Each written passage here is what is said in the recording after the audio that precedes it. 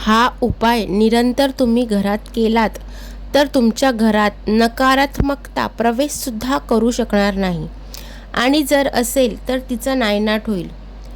तर करायचं आहे काय, तुम्हाला पिवळी राई, लवंग, जायफळ, दालचिनी आणि कापूर घ्यायचा आहे. या 5 गोष्टी घ्यायच्या आहेत. भीमसेनी कापूर असेल तर जास्त चांगलं.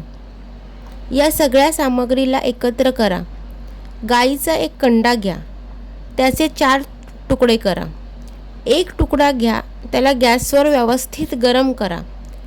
मग त्याला धूप द्यायच्या भांड्यात ठेवा आणि मग जी सगळी सामग्री मिक्स केली होती ती त्या गरम केलेल्या कंड्यावर टाका. सकाळ संध्याकाळ हा धूप घरात करा आणि पूर्ण घरात फिरवा. सगळ्या घरात फिरवल्यानंतर तुमच्या मुख्य दरवाजाजवळ हा धूप ठेवा.